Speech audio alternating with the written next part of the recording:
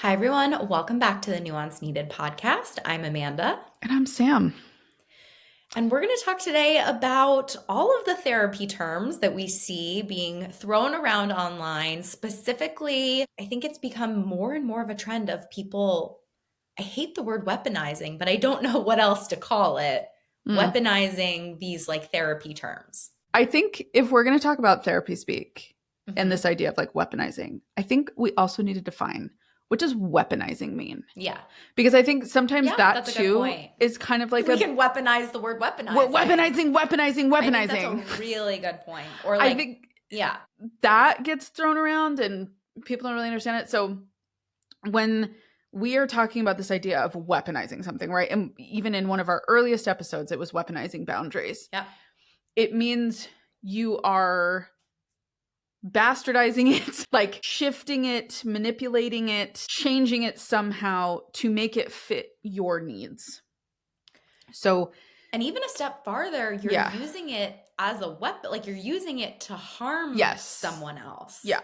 You're using it to justify something, you're using it to dismiss something, you're using it to avoid like accountability or Yes. acknowledgement of wrongdoing. Or get So, what you want. I think yes. that's a really common thing of, Yeah. right, when we talked about the weaponization of boundaries, it's saying no or having, saying this is my boundary as a way of Mhm. controlling other people Mhm. or getting what you want in a situation. Yeah.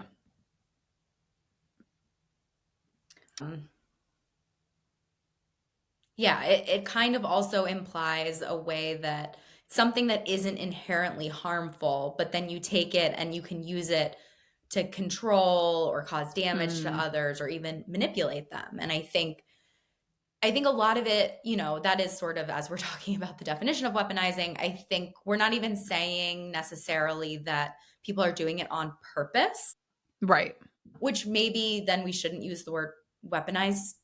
But I think people inadvertently are using Mhm. these terms incorrectly, and Mhm. other people are using these terms incorrectly so often that we totally lose like the plot of what the original thing was about. Mhm. And that's what gets so hard. And there's actually something that I really love that helps us understand this. There's a term called concept creep. Have you ever heard Mm. of it? No, I haven't.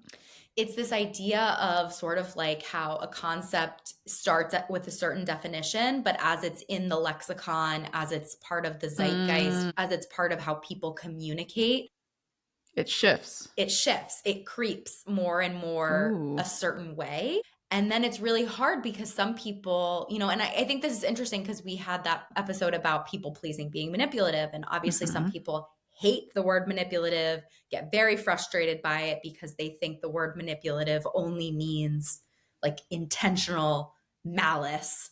Yeah. Where we also talked about how, manipulation can sometimes be inadvertent. Passive, if you Yep. will. And I think that is part of what we're also talking about too, is just how it's hard when you're having a conversation with someone in person or online and you think you're talking about the same topic, but because of concept creep, you're maybe talking about a word that has multiple definitions or has changed its definition. While you're explaining this, I'm trying to think of something that would fit. Concept creep, you mean? Yeah. I mean, I think boundaries fits. I think Right. sorry, you go. No. You're fine. Sorry. I feel bad. I feel like I made that sound like as if you were talking about something that wasn't real. No, no. I was sitting trying to be like, yeah, like I could see how like any kind of like disorder, Yes. like mental Yes. health Yes. disorder would fit within this. I think yeah, I mean it's like it's so broad, like Yeah. everything that could fit into this idea. It's basically just like society is a game of telephone Exactly. and everything becomes like warped and yeah. Yeah, and we like don't agree on definitions anymore, and I think that Yeah. is right. Polarization makes it Mhm. worse. We all have different biases, and then we're Mhm. more likely to believe someone if they share the same beliefs as us, and Mm. you can Mm. spin down a whole rabbit hole.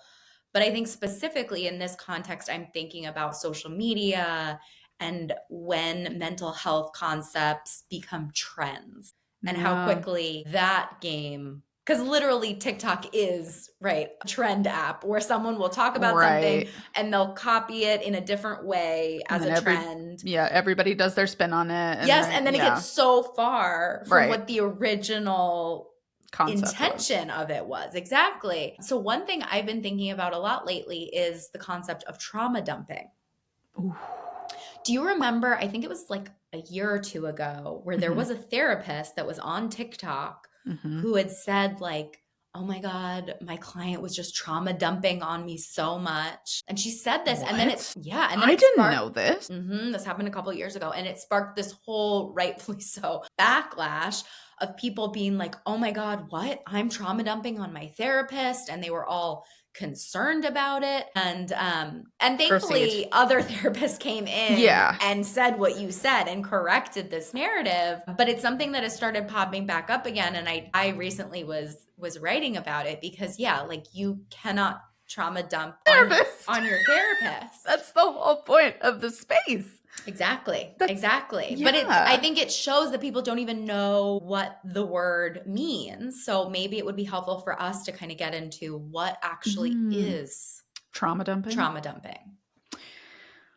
I'll give you an example of what it is not. Yeah. Why don't we start there? Okay. So I'll give you a personal example. The other night, I was catching up with one of my nearest and dearest friends from high school. Yeah. And well, even before elementary school. Yeah. Honestly, we've like we didn't talk for like a while. Then we've just been catching up, and it was like no time had passed. And she's the best. Shout out Bianca. Anyway, we were like catching up, and we were going back and forth, and we were talking about what was going on in her life, what was going on in my life, and we started talking about jobs. And she last year, a friend of hers, died of cancer, very young. I want to say it was like 40, like right around there. And we were talking about that and, processing it. And she was talking about how, they had gone out to dinner as a group and we're talking about it, and stuff came up again. And we were talking about grief. And I started talking about like some things that I went through at the hospital and sharing some experiences there and how that impacted me. And, kind of talking about life and emotion. And so the reason I highlight that is because even though we were communicating about things that were equivalently traumatic and difficult in some ways for us, there was a layer of vulnerability and intimacy, mutual shared, supported stories. Yep. There was like a build up in the conversation to it. We didn't just call and, I didn't just call her and say, let me tell you about like the worst death I saw in the hospital. Right. That would be trauma dumping. That would be trauma dumping.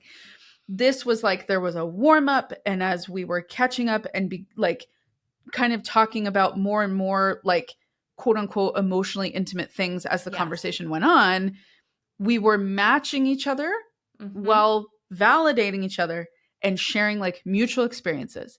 Yeah. And then there was a ramp down at the end of the conversation where we started like laughing about things, joking about things. Everything's fine. Talk to you in a bit. Can't wait to hear how this goes. Done. Yeah. And I think there are some people that have confused an interaction like that as trauma dumping.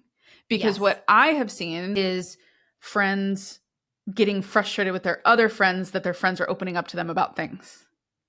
Yes. And I hate to break it to anyone that feels that way, but that is the whole point of having a friend. I could not be violate. I could not be nodding more violently. Yeah. Yes. Exactly. And one thing I wanted to highlight in what you said, Sam, is it's like a game of tennis or pickleball, right? Yeah. It's like there's an ebb and flow. There's a back and a forth. Yeah.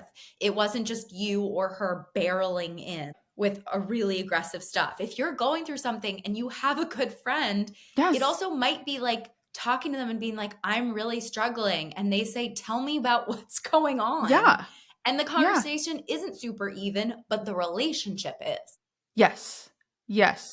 I agree. The one thing, and this connects to boundaries and everything we talk about, is that we're sort of using these terms like trauma dumping in this case to sort of shut down normal human connection. Yes. And we're already so isolated. We're Ugh, already so Lord. lonely. We're already struggling with real connection. And it makes me angry to think about how now the few times people do want to connect, they're afraid of being accused of trauma dumping. Yeah. Like, I saw this thing online, and this was what kind of started my rant about this online is like, let me read you this text between friends. Mhm. Someone texted someone and said, I was wondering if you would be interested in hanging out. My grandmother recently passed away last month, and my birthday's this Monday, so I could really use a friend or some time. If not, that's understandable. Just let me know. And this person goes, Hi, I appreciate this, but I'd like to point out what you're doing is guilt tripping. While the intention may have been to communicate clearly, it feels more like trying to twist someone's wrist into having pity for you. You're better, cooler, and hotter than that. Please don't trauma dump without consent. Like, I rescind a hangout invitation at this point. And then someone in response to it wrote, like, this is why I don't have any friends anymore. I got accused of trauma dumping for telling a friend what's happening in my life. Should I just leave this out? I don't know what to do.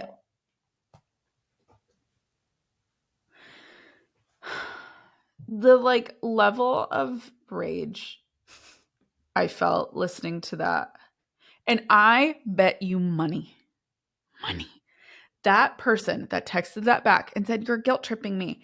They have had conversations with people about probably feeling alone, feeling isolated, Yes. feeling like they don't have friends, feeling like they don't know how to connect. Nobody's loyal anymore. There's no more Yes. loyalty. Well, guess what? There was your opportunity to build some loyalty with someone. Yeah.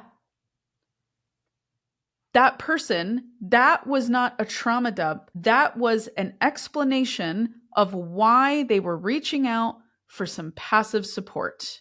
Yep. Keeping you clued in, letting you know what's going on. Hey, I'm feeling lonely. I'm expressing a need. Here's what's happened. Can we do something? Well, it's also like trauma dumping is extreme levels of detail. It's going Yes. into a lot of the minutia of it. It is way more detailed than just saying, What's going on in your life? yeah, like my grandma died, my dog died, I got fired from work, I'm struggling with my mental health, I'm struggling with my physical health, I'm getting divorced, my child is sick. Like, those are just facts. That's just life. Yeah, about your life. Yeah, everybody goes through that. Like, okay, to get maybe a little more graphic in the explanation, Yes. and bear with me when I say Yeah. that. An example of trauma dumping would be you sit down, let's say like you and a friend have agreed to like go get coffee, Yeah. catch up, whatever. And in that setting, someone starts talking about like intimate details around their sexual abuse as a child. Mm-hmm. That's trauma dumping. Yeah. Especially It was without that person's consent. without that or, person's yeah. consent. It wasn't invited. The other person didn't ask, oh my God, what was that like? Right. There Right? wasn't a What- reciprocal Yeah, sharing it that got wasn't- them there. Reciprocal. You just sat down and said, oh my God, like me and my therapist uncovered that when so-and-so did all this to me, Yeah. right? Insert whatever horrid details you want. That is a version of trauma dumping. Yeah. Okay. It is these unsolicited graphic details that had no pump priming, if you will, Yeah. prior to coming out. Yeah. Which is why you can't trauma dump on your therapist, because Yes. your therapist is asking you these questions. That's the whole point of you being in that chair virtually across from me. Yeah. Is because this is the space and the setting to do that, to lean into those details, to discuss those things, to be raw and honest in a way that you don't want to be with the people in your day-to-day life. Yeah. Oh my God. That Yeah. text is like sending me over the edge. Yeah. I can't believe Yeah. that. I just keep thinking about, that viral theory that's going around online of annoyance is the price you pay for community. Yes. Inconvenience too. I think one person said annoyance, one Yeah. person said inconvenience, and I think both are true. Yes, it might be inconvenient sometimes to like show up for a friend, or they're struggling and you are supported. Like, I think about this in terms of being a parent, right? And even with you, Sam, like, right, you don't have children. I do. You didn't live near me when I had a child, so this isn't exactly the point, but right, I have friends who have kids, I have friends who don't. and people showed up for me when I had a child, and it was very nice. Yep. But some of them aren't going to get that exact reciprocity back if they don't have kids. Yeah. You know what I mean? Like they'll have other events in their life though. And I Mhm. think there is such a toxic narrative of, well, you didn't do this for me, so I'm not doing it for you. Mhm. Or I don't know when I'm going to get this returned to me, so I'm Mhm. not going to give this. Mhm. The price you pay for community Mhm. is you are investing in this relationship long term. You have to think beyond just next week or next month and how quickly you're going to get this favor repaid.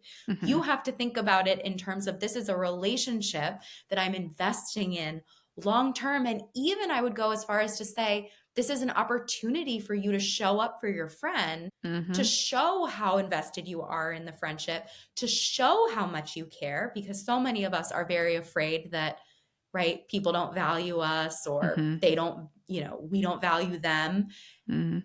And I think people are so short-sighted nowadays, Mhm. where and you know this better than anyone else, because I feel like with your upbringing, how much you and being a caregiver and stuff, I Yeah. think you really get the annoyance of Mhm. this all. But I think for some people who, right, Aren't I used think, to that. yeah, like they have never had to go out of their way to help someone.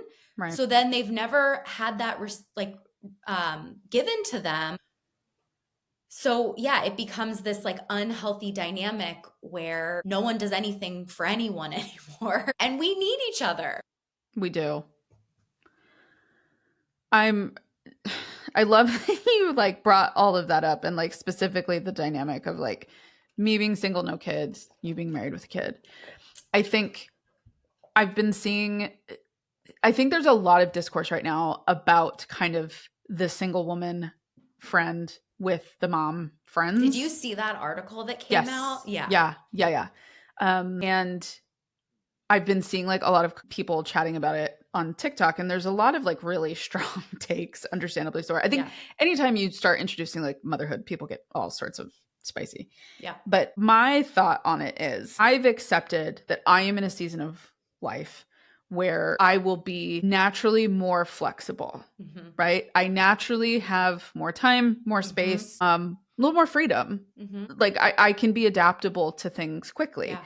And what I've realized is that is not me betraying myself, being honest about that. Yes.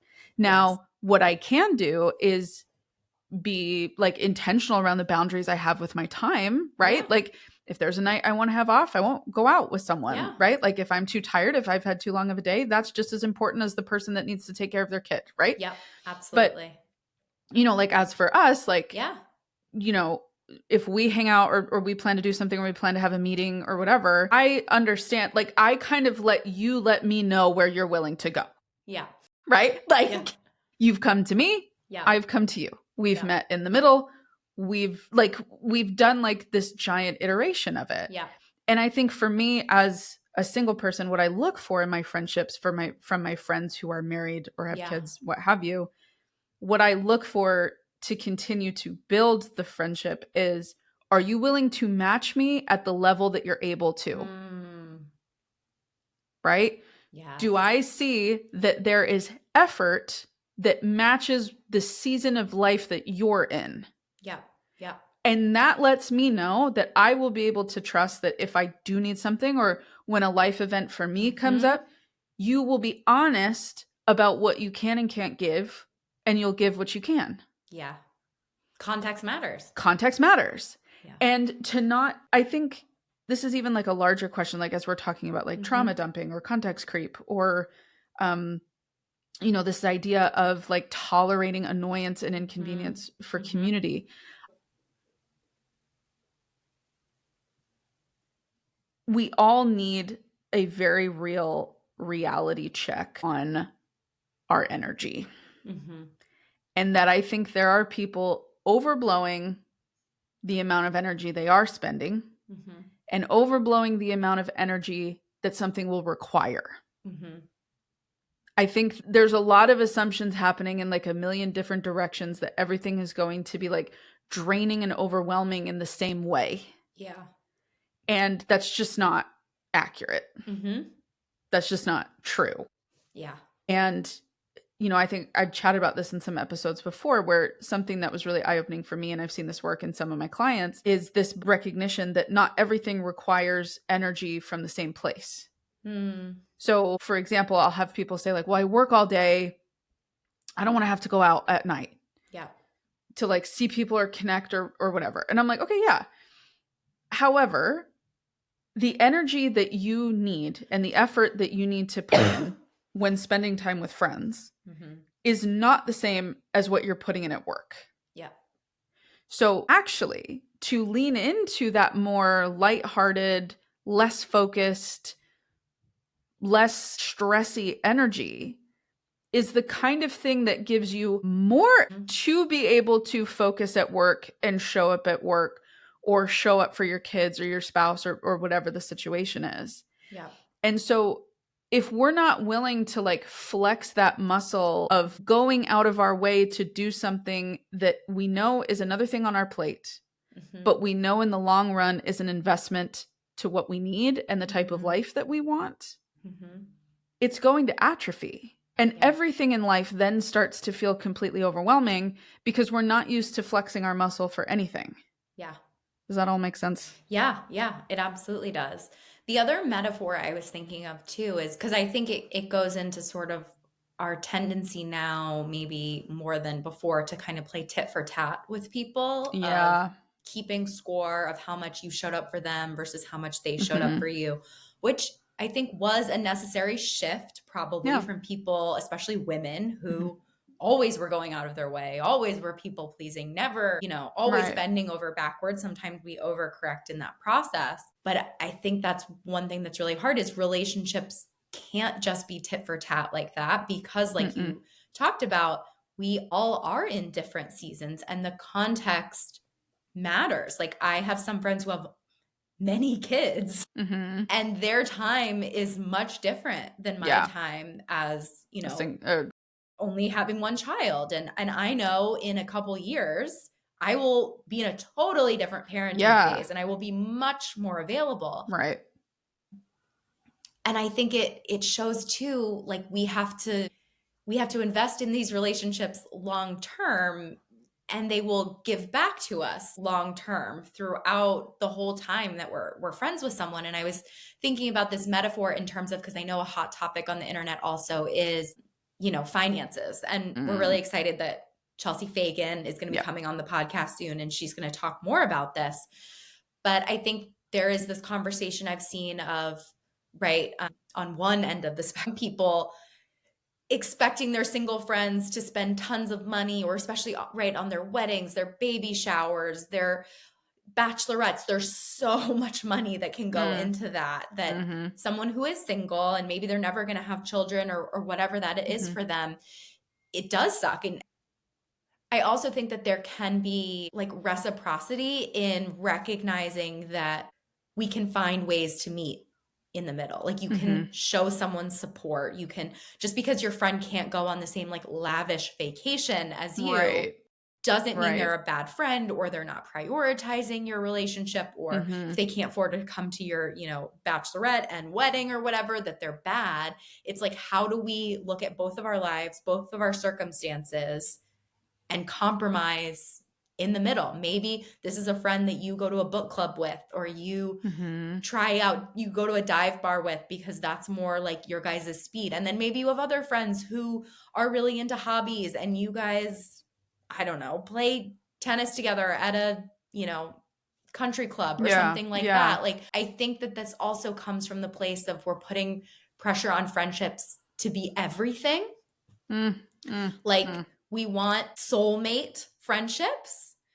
And this is something I struggled with a lot when I was figuring out friendships in my early 20s. And my life changed so much when I realized that I could have different friends for different reasons. Hmm.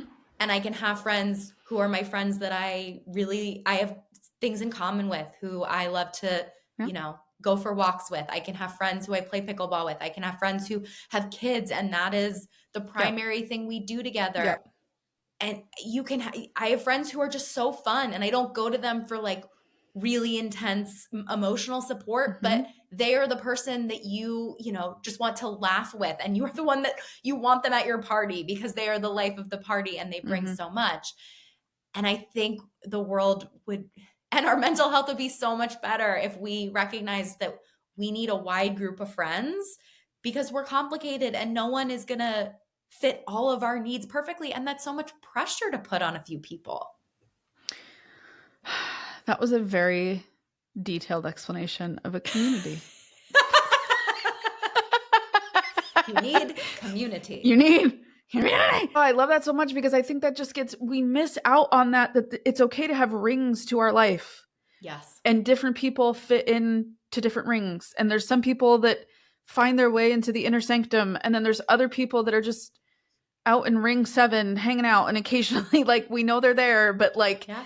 you know, we know there's people in ring 2 and 3 and 4 and 5. Like, you're absolutely correct when you say, like, we don't need the soulmate as a friend. Mm-hmm. Sometimes you're lucky enough to find that, like that deep connection. But even if you find that, you should have more people than that one. Yeah. Even if there's someone that, like, you have a friend that you would, like, lay down in the road and die for. Yeah. Which I have those. Yeah. Absolutely. I got others too. And I expect that something they will. could happen. Yes. Right? Like, yes. we can't just, right. You know, like, you need like a full life. And I think so much of this language, and I think speaking as a woman, I'm just a girl. Like, I think we get so anxious about things and we want to do things so right. Mm-hmm. And we want to be everything for everyone. And we end up, like, passively self-sabotaging through these, like, misconstrued and weaponized boundaries and expectations. And then we hear this term and we become really panicked that we haven't been aware that this is happening to us. And so then, you know, it ends up like that disastrous text message where someone's just like, hey, like, my grandma died. Can you just come, like, hang out with me? And you're like, I'm being taken advantage of right now. Like, no, you're not. Yeah. And it's also not offensive to ask. Like, no. She could have just said, no, I don't have the emotional capacity to deal with this right now. Just say can't. Yeah. I'm so don't use sorry. The word emotional capacity. It's very HR. Sounds like she's about to get fired. Yeah. Just, it's okay to just say, hey, I can't. What if we did this day? Mm-hmm. Right? If you realize that someone is coming to you with a bit of a task, okay, and it's not time sensitive, like a move or needing to go to the airport or something, if it's kind of like a heavier chat conversation event, it's okay to offer up an alternative time that might work better for you. Yep. You don't have to make it in this whole thing where it's like, I feel like I'm taking advantage of, or like, I'm not that, like, you don't need to do that. It's okay to just take an energy inventory, say, I'm not going to have the capacity for that day, but I want to show up for this person. So could we do X day? Yeah. Right. I think there's just, like, so much pressure of ownership of everything while also protecting ourselves from everything. And it's just this black and white thinking that lends to utter catastrophe. Mm-hmm. And then you end up sitting across from me talking about it, you know? Mm-hmm.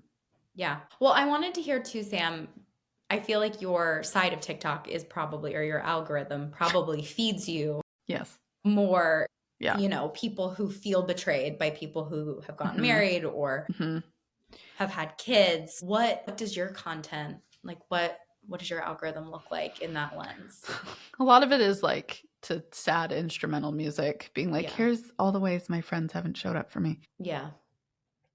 Or I've also gotten people sharing how they were the last one to do something. Yes. And then nobody can come. Nobody can do it. Nobody has the money. Which sucks. And it does. Like, rightfully so. And I obviously, like, in that situation, as the friend who is going to be the last, should and when that happens, I think I'm hopeful that I have cultivated and crafted friendships in my life where people will still show up for me. And I think, like, if I put myself in that position, like, I would be devastated. And I think when I see people share stories like that, I put myself in that position and go, I'd be pissed. Yeah. Like, I would be pissed for some of the people that I've done my best to show up for and do things for and be available and be flexible at times and all this. And then all of a sudden, magically, they can't figure out how to have the funds to do something in 6 months. Like, Yeah. Mm-hmm. that would be hard for me. Yeah. But also, as someone who's been very like career oriented for a lot and done a lot, it is interesting how there's not a lot of fanfare for that. Absolutely. And then it feels dicey to say that out loud because you sound like you're asking for it for the wrong reasons, or B, you're like bitter and sad and like losing sleep over it, but there's just not. Like, I have quite a few friends and quite a broad like spectrum of people in my life, and there's really only like 2 or 3 that are like very verbal about, oh my God, like, I'm so proud of you. I can't believe you did this. Da, da, da, da. And it's okay. Yeah. I've made peace with that. And a lot of them I know are like wrapped up in their own lives and have their own things going on, and that's okay. However, I need to kind of like let that truth out. And while we've been having this conversation, thinking about it, I've like felt a lot of guilt thinking of like verbalizing that out. But it's true. Yeah. And I think even my sister with golf, it's kind of the same thing. Yeah. I have a couple of other single friends who experience the same thing. Yeah. Like, even when we do things that are huge and monumental and mean something, it's kind of flat. Yeah. And, you know, I don't know the answer to the why. You know, we can kind of come up with reasons or, you know, like try to find answers. But I think sometimes everything's complicated and there's nothing that's straightforward. But I think it's a larger social issue of, you know, single women are a very easy projection target. Yeah. For everybody's like insecurities and fears. Yeah. Right? Or their regrets or their frustrations with things. And yeah. I think it's vulnerable to say that. Yeah. But I have to imagine, to anybody listening to this, like, I can't be alone. Yes. In this. Absolutely. Or maybe, you know, there's women who have kids but feel that their career never gets acknowledged. Right? Everybody's always asking about their kids and stuff. Yeah, I mean, I wouldn't say that about my life, but I also very much agree with, like, I didn't want a baby shower. I was very ambivalent about having children. Yeah. You're one of my best friends, Sam, so you know I will talk a bit about my daughter, but I am not. No, she's it's not the most interesting thing about me. No. It's one dimension of my personality and my life, and it's one identity I have, but it is not my whole identity. Right. And that is why, very interestingly, I connect a lot more with single people and people who don't have kids sometimes than moms. She does. It's true. It's true, because I don't find it, like, I find it interesting on some level, but not, like, I think my child is super interesting, but I don't think other people's children are super interesting. Is very interesting. I do have to say. I don't know about that. I find Peyton very interesting. Her and I play very well together. We really get along. Yes. So, I think, you're identifying, like, you're in kind of this unique space as being a one and done, if you will. Yep. And that kind of silos you from the multiples, but then also silos you from the singles or the married with no kids, right? Yep. Like, but I think you can silo any of those groups and then people within those groups. And and that's why I think we have to look through them. And like you were talking about, we have to look at the context of how they're showing up for us, because if I, like you know, didn't understand the context of how my friends with more kids than me or who are stay-at-home moms, like how different their life was than mine, it could be very easy to be like, they're not showing up for me in the same way. But they are within the context of their life. And I think that is the really important component. And I think it's just also interesting because we can look for reasons to sort of be divided, or we can look for reasons to be connected. Yeah. But yeah, I also think it is really sad what you were talking about of I wish that there were more built-in ways to celebrate people that Yeah. weren't just getting engaged, Yeah. getting married, and having Yep. children. Like, and Yep. have you read Priya Parker's book, The Art of Gathering? I've heard of it. I have not read it, but It's I know of phenomenal. it. Yeah. And maybe I know we've talked about having Danielle Jackson Bayard on the podcast, and We she, need to get her on. yeah, she's amazing with friendship and gathering and Yeah. community and things Yeah. like that. But yeah, like she talks about how to create, gatherings with people and the Mm-hmm. intentionality of that. And I think that I wish, and I guess it's like, it's up to us to build it. I can't just sit here and be like, Yeah. God, just change everyone else, I know. make Yeah. make career showers a thing or whatever. Yeah. Yeah. And that's a big part of her book is like, if you want like deeper relationships and you want more community, Mm-hmm. like you have to build it. Like you Mm-hmm. invite people over to your house. I know we talked about, Sam, that like horrifying statistic of like, I forget it off the top of my head of how few people have people over at their house, how few people go to other people's houses these days. Mm-hmm. And, we talked about it with that episode we did about flakiness and how Yeah. that, woman had I think a bridal shower or something and Yeah. people didn't show Nobody. up for Yeah. her. Yeah. But we also have to, we also have to be the ones to create some of this if we want it in Mm-hmm. our lives Mm-hmm. too. Well, and I think, going back to what I just said about kind of like this, there's not a ton of fanfare about certain things. I can point the finger right back at me and think of times when people have done things that I probably could have called attention to and I didn't. Or sometimes assuming like, oh, they know I'm proud of them, whatever. Yeah. But I think as women, like we have so much love to give. And I think that's something that I want to do and something that I try to do. I also understand like being single, you're in like a different mindset with it. Yeah. Like you have to. Yeah. Or it's just you staring alone at your wall being like, Yeah. what should we talk about today?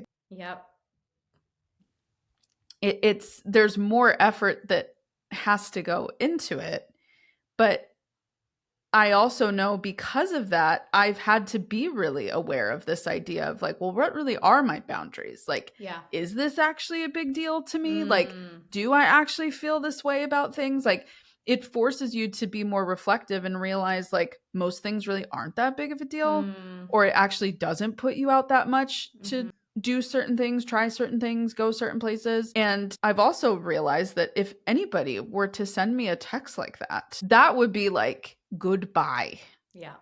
Like I'm so far past that stuff. Like if people are just like yelling all the time about how, they can't do this and they can't do that and they have this boundary and they feel that this has been overstepped, like that, this whole like weaponizing conversation, to like loop it back into what we were saying in the beginning, it's exhausting to have to live that way.